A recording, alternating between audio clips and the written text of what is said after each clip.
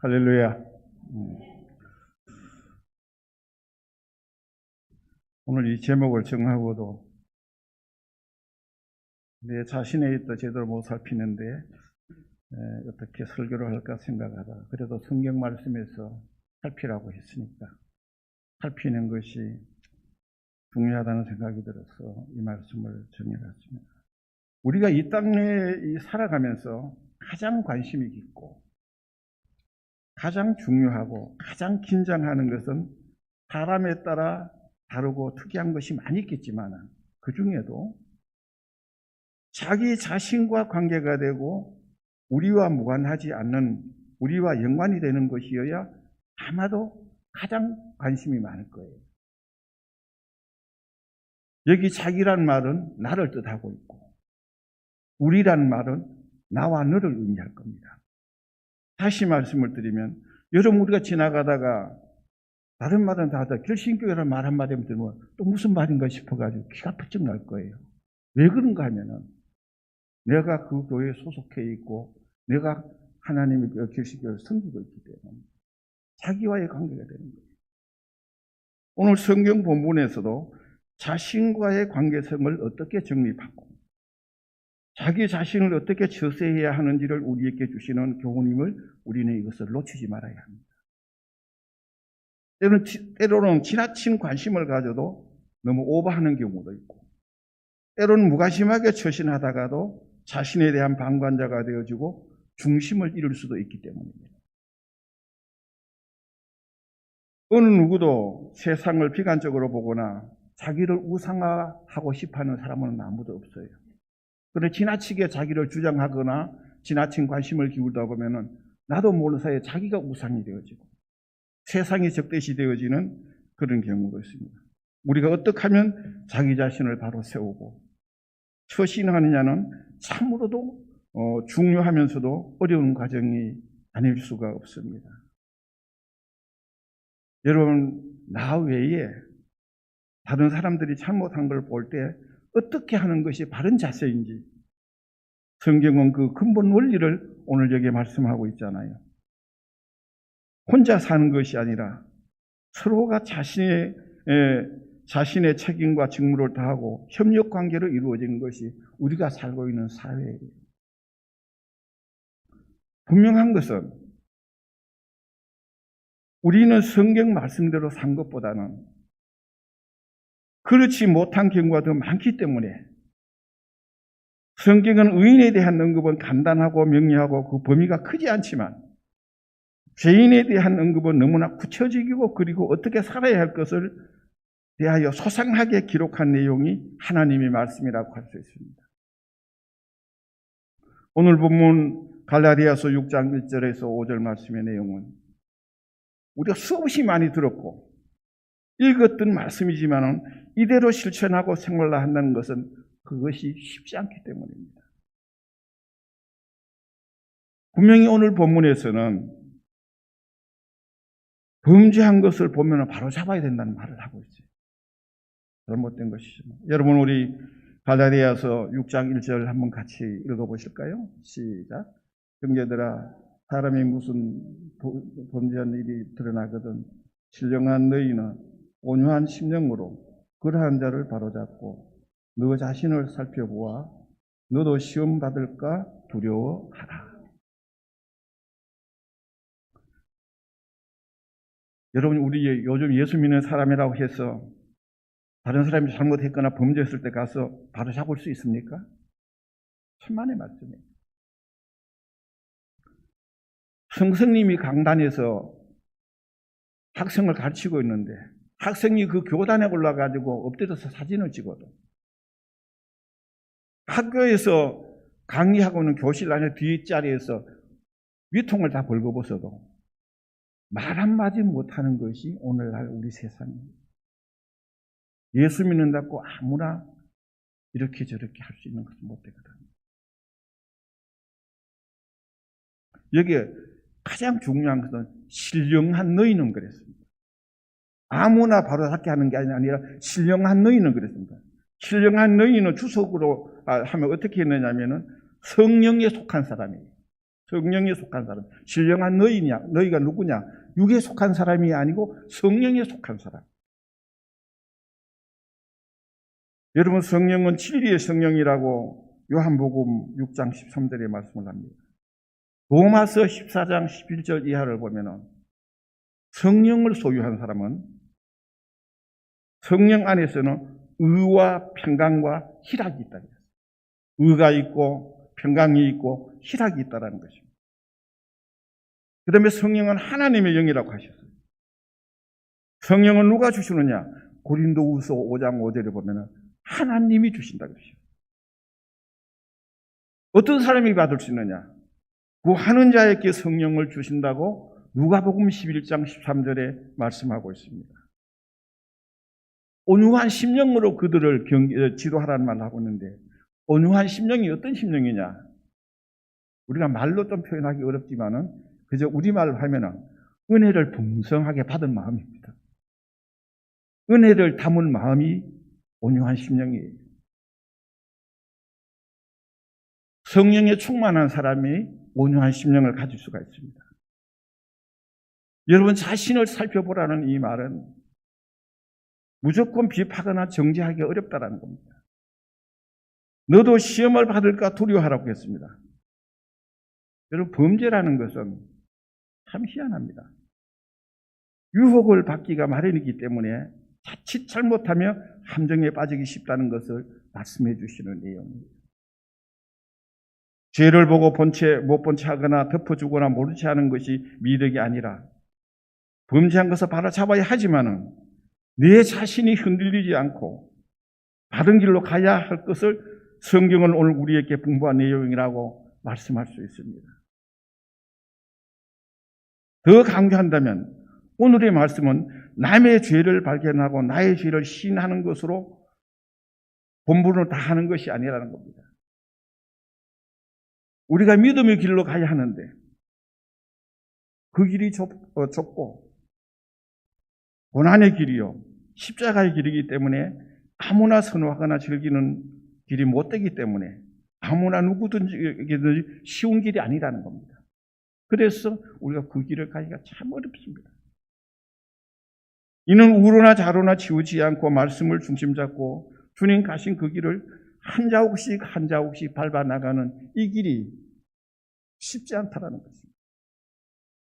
때론 바른 길, 옳은 길, 좁은 길, 믿음의 길을 감답시고 자기 생각이나 자기 주장대로 하는 것이 아니라 그 다음에 주님 말씀대로 살아야 된다는 것을 뜻합니다. 분명한 것은 진리의 길은 험난하고 고난의 길이요, 협착한 길이요, 사람들을 알아주지 않고 피하는 길일지라도 이 길이 의의 길이라면 우리는 그 길을 당당히 선택할 수 있는 그런 결단이 있어야 합니다. 묵묵하고 모른 체 하는 것이 하나의 방법일 수는 있지만 그러나 바로 사는 것은 아니라는 것입니다. 어떤 잘못이 있을 때 먼저는 자신을 돌아보고 신령한 사람으로서 온유한 마음으로 바르게 지도하는 것이 오늘의 말씀의 내용의 1절에 있는 말씀의 내용의 요약입니다. 짐을 두 번째는 쓰러지라 그랬어요. 여러분, 우리 한번 2절 말씀을 같이 한번 읽어보실까요? 시작. 너희가 짐을 쓰러지라. 그리하여 그리스도의 법을 성취하라. 아멘. 짐을 쓰러지라 그랬습니다.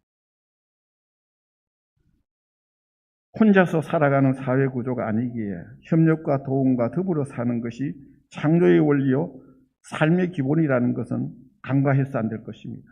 여기 짐이란 말은 성경 난의 줄을 보면 무거운 짐이라 그랬어요. 무거운 짐. 무거운 짐을 서로 함께 지라는 말씀입니다. 서로에게 책임을 전가하거나 임무를 구분하는 것이 아니라 십자가를 지고 가는 모습을 생각하면서 자신이 십자가를 지고 묵묵하게 감당해 나가는 그 길을 우리가 상상해 보면 될 것입니다. 각자 자기 일을 살피라 그랬습니다. 하나님의 은혜를 받고 있는 것은 잊지 말라는 뜻도 있지만 자기가 하여야 할 일을 살피라는 의미도 여기가 한쪽 포함되기 때문에 우리가 남에게 너무 관심을 기울이다 보면, 상대에게 너무 지나치다 보면 나를 못 살피는 경우가 얼마나 많은지를 모릅니다. 지난날을 이렇게 생각해 보면서 하는 것을 강조하고 열심히 외쳤다고 했지만은 가만히 생각해 보면 내가 내 자신을 살피지 못한 부분이 많았다는 것은 정말 시인하지 않을 수 없었습니다. 교회 일을 져야 할 짐이 있다면 서로 져야 하고 함께 해야 하고 협력하고 협조하면서 하나님의 교회 동반 사역을 기쁨으로 감당할 수만 있다면은 신앙생활 자체가 은혜가 되고 감사가 넘치게 될 것이에요.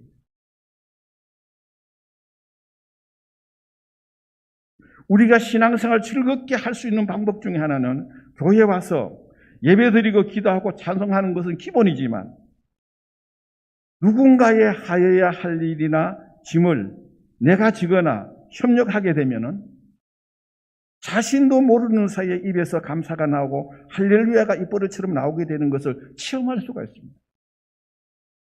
여러분, 교회는요, 할렐루야 소리가 많이 나면 날수록 그 교회가 은혜가 있어요.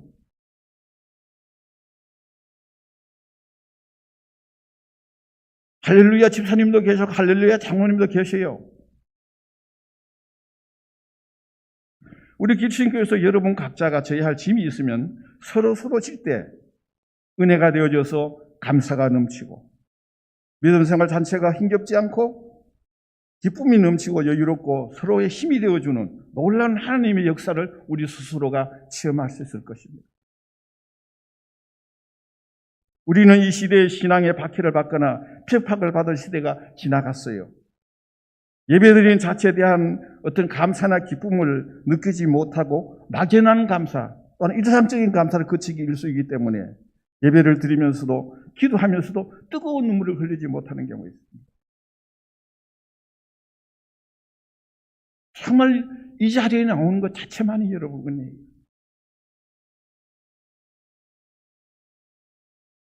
한 번에는 제가 산에 올라갔는데 산에 정상에 올라가서 기도하고 내려오는데 기도하는데 눈물이 얼마나 나는지를 몰라.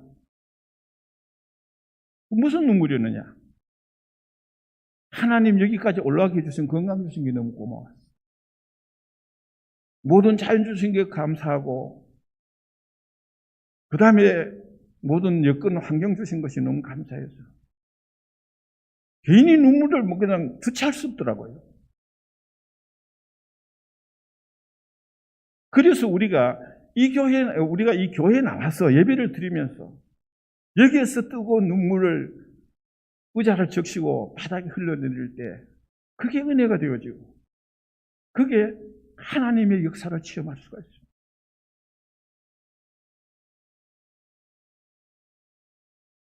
짐을 쓰러지는 것이 그리스도의 법을 성취하는 것이라고 말을 했습니다. 그렇다고 해서 다시 한번 강조하는 것은 내가 할 수 있는 것인데도 상대방에게 나누어져야 한다는 의미가 아니라 앞서도 말씀한 것처럼 무거운 짐, 혼자 할 수 없는 일, 함께 할 수 있는 일은 교회에서도 얼마든지 많이 있습니다.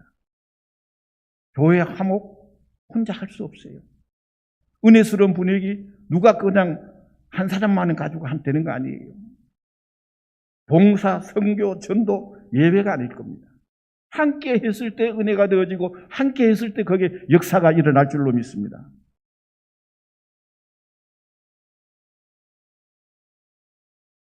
수십 명의 많은 사람들이 은혜스러운 분위기를 조성하여도 한두 사람이 그런 분위기를 방해할 수가 있고 돌이킬 수 없는, 회복할 수 없는 결과를 초래할 수 있기 때문에 교회라는 공동체는 마지막 한두 사람의 협력과 도움이 참으로 필요할 때가 많습니다. 그래서 짐을 쓸어줘야 하고 협력하고 도와주고 함께하는 공동체 정신이 말이 아니라 실천과 생활로 나타나야 한다는 것을 이 본문에서 말씀하시는 내용이에요. 하나님의 교회의 일을 담임 목사님이나 교역자나 당회원이나 회장이나 부장이나 부역장이 다 해결하는 것은 아니에요. 우리 모두가 나누어지는 마음과 책임감을 가지고 해나가는 것이 더욱 중요하다는 겁니다. 그러면서 오늘 5절에는 각각 자기 짐을 질 것이라고 말하고 자기 일을 살피라는 겁니다. 4절에 보면 각각 자기 일을 살피라. 그리하면 자랑할 것이 자기에게는 있어도 남에게는 있지 아니하리니라고 했습니다.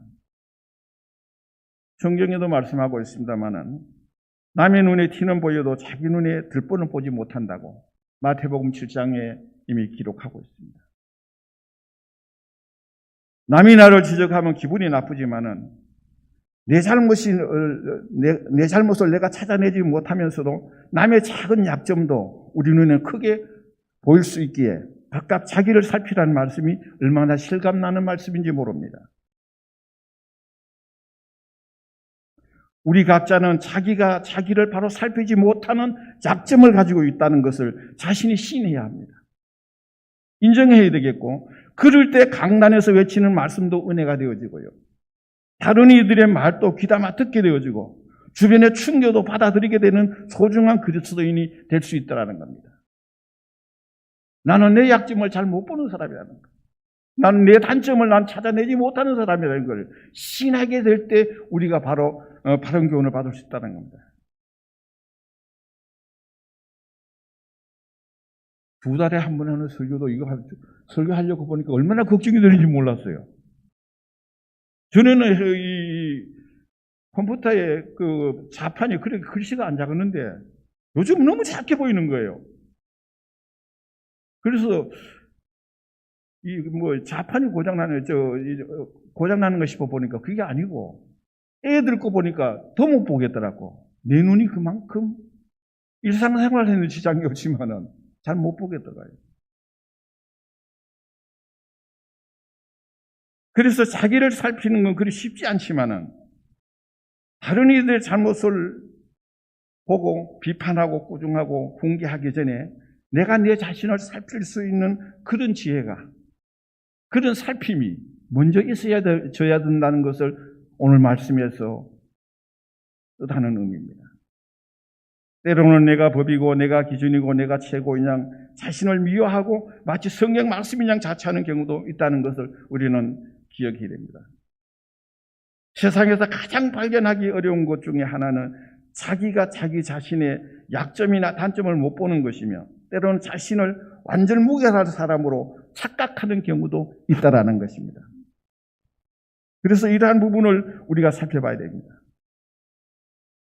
만일에 내가 나의 잘못을 볼 수 있으면 동일한 과오를 반복하지 않지만은 내 잘못이 보이지 않기 때문에 반복하고 그것을 습관화 되어져서 직책을 부끄럽게 하고 인격을 망치고 많은 이들의 눈살을 찌푸리게 하는 경우가 있다는 것입니다. 그래서 우리 각자가 자기 일을 살피면은 남을 책망하고 바로 잡아서는 일보다는 내 자신의 과오와 잘못이 더 많기 때문에 회개하고 뉘우치고 바로 세워야 할 일이 너무 많기 때문에 입이 있어도 말을 하기 어렵습니다. 우리가 서로 주의할 짐이 있다 하는 말은 5절에 각각 자기 짐과는 상충되지 않습니다. 신앙의 공동체 안에서는 서로 져야 할 짐이 있고 함께 지고 가야 될 짐이 있고 그리고 협력하고 도와야 할 부분이 있지만은 자기가 져야 할 짐, 스스로가 또는 개인이 각자가 져야 할 짐도 따로 있다는 것입니다. 마태복음 10장 38절에 보면은 또 자기 십자가를 지고 나를 따르지 않는 자도 내게 합당하지 아니하느니라. 여러분 우리 각자 내게 십자가가 있어요. 가정에서든 어디서든 간에 내가 져야 될 게 있단 말이에요. 그거 지고서 우리가 주님을 따라야 된다는 겁니다. 누가복음 9장 23절에는 또 무리에게 이르시던데 아무든지 나를 따라오거든 자기를 부인하고 날마다 제 십자가를 지고 나를 따라. 날마다 제 십자가를 지고 따라간다. 날마다 져야 될 짐이 있습니다. 그 짐을 지고 우리가 주님을 따르고 하나님을 의지하며 믿음으로 살아가는 길을 가야 된다.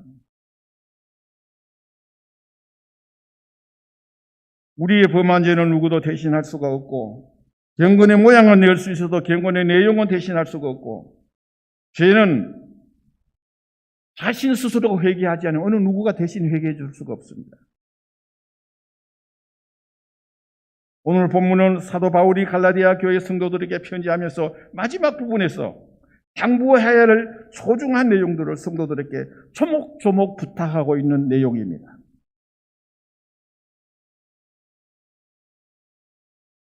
이는 오늘날 보면서 이 시대에 우리가 받아야 될 귀중한 교훈이라고 생각되어지고, 코로나가 창궐하여 자기 몸살이게 바쁜 우리들에게 주시는 하나님의 말씀이라 생각하시고, 작은 것부터라도 하나씩 자기를 살피는 일에 아마 집중할 수 있는 기회가 있기를 바랍니다. 다른 이들의 범죄한 일을 보거든 우리가 그걸 무조건 책망하거나 나무랄 것이 아니라, 먼저 내가 신령한 너희가 되어야 된다. 성령 안에 있어야 되겠고, 그 다음에 의와 평안을 가지고 온유한 심령으로서 바르게 지도할 수 있는 이런 지도자가 되고, 이런 앞선 성도가 되어야 된다는 것입니다. 짐은 서로 져야 합니다. 여기 짐은 무거운 짐이라고 하고 있는데, 혼자 할 수 없는 일, 함께하고 협동하고 같이 해야 될 일들이 얼마나 많은지 몰라요. 저는 지금도 생생하게 기억하고 잊혀지지 아니하는 부분이 하나 있어요. 1995년도에 우리 교회를 건축하기 전에 설계해놔놓고 건축 헌금을 시작했어요. 그때 그분이 지금은 계시장 하늘나라 가셨습니다만, 고 김현석 권사님께서 그때 헌금을 얼마 했냐면요, 그 당시에 700만 원을 했어요. 그분이 700만 원을 했는데, 이분이 어떤 분이냐 하면은 통이나 빈 병이나 아니면 빈 상자나 이런 거 모아가지고 한 수레를 끌고 가 팔아도 3,000원, 잘 받으면 4,000원 받아요. 이런 분이 한꺼번에 700만 원 헌금을 했을 때 온 성도들이 감동이 돼요. 많은 사람들에게 동감을 주는 그런 일이 생겼어요. 얼마나 힘이 되었는지 몰라요. 그래서 우리가 서로 협력하고 함께하고 한 마음이 되어지면 교회는 엄청난 저력을 발휘할 수 있다는 것을 그때 느꼈습니다. 교회의 어렵고 무거운 짐들을 서로 지게 되면 그 짐은 짐이 아니라 은혜가 되어지고 축복이 되는 것을 우리 한번 경험해 보시죠. 짐이 아니에요. 은혜가 되고 축복이 되거든요. 그래서 이거 하나하나를 이끌어 나갈 수 있는 그런 소중한 길들을 하게 되는 것입니다.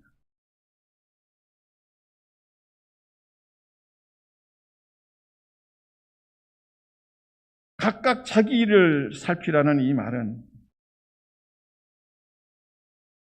남의 일에 너무 관심 기울이는 것보다는 우리 스스로가 나를 볼 수 있는 그런 기회가 있어야 돼요. 그래서 우리 스스로가 나의 환경과 내 주변과 내 가족과 내 자신을 볼 수 있는, 그렇게 보게 되어졌을 때 하나님 앞에 기도하면 기도할수록 더 고개가 숙여지고 무릎이 꿇어지는 이런 경우가 얼마나 많은지 모릅니다. 누구하고 비교하기 전에 내 스스로가 나를 낮추고 회개하고 자복하고 주님 앞에 엎드리는 이런 기회가 있을 적마다 우리는 하나님 앞에 더 가까이 다가설 수 있는 그런 기회가 될 줄로 믿습니다. 여러분, 이 자리에서 함께 예배드리기 얼마나 은혜고, 우리가 함께 섬길 수 있는 것이 얼마나 소중한 형제고 자매며, 우리가 함께 마음을 다할 수 있다는 것이 어디서도 할 수 없는 것이 교회에서만이 가능하다는 겁니다. 이러한 부분들을 우리가 간과하지 말고 하나님 앞에서 신실하게 감당해 나갈 수 있기를 바랍니다. 자신을 바로 잡고 바로 살피고 서로 져야 할 짐을 주저하지 말고 지면서 자기가 져야 할 십자가를 지고 묵묵하게 한 자국씩 한 자국씩 주님 앞으로 다가서는 여러분들이 되시고 우리 모두가 되어졌을 때 하나님의 교회는 은혜스럽게 귀한 소중한 사명을 감당하며 나갈 줄로 믿습니다. 이런 은혜가 여러분들에게 우리 모두에게 있어지기를 주님의 이름으로 축원합니다. 기도하겠습니다. 거룩하신 하나님 아버지, 자기를 살피다라는 제목을 가지고 잠시 말씀을 증거했지만은 부족한 종은 제 앞도 제대로 살피지 못하는 미련한 종이지만은 하나님의 이 귀한 말씀을 받들어서 살아갈 수 있도록 우리 성도들 한 사람 한 사람에게 힘을 주시고 은혜를 주시옵기를 주여 간절히 바라옵고 원합니다. 어느 것 하나도 하나님의 은혜가 아닌 것이 없습니다. 받은 은혜 감사하면서 주님 앞에 영광 돌리며 살아가게 하시고 우리의 기쁨이 있을 적마다 하늘의 귀한 뜻을 이룰 수 있는 새 힘을 얻게 하여 주시고 하나님의 거룩한 제단에 온몸을 던져가면서 충성하고 헌신해도 조금도 주저하지 아니하는 믿음의 용량들이 많이 일어나게 해주시고 할렐루야 찬송을 부르면서 신실하게 교회를 섬길 수 있는 은혜를 허락하여 주옵소서. 우리 주님이 언제나 함께해 주시기를 비우면서 감사를 드리옵고 예수님의 이름으로 기도하옵나이다. 아멘.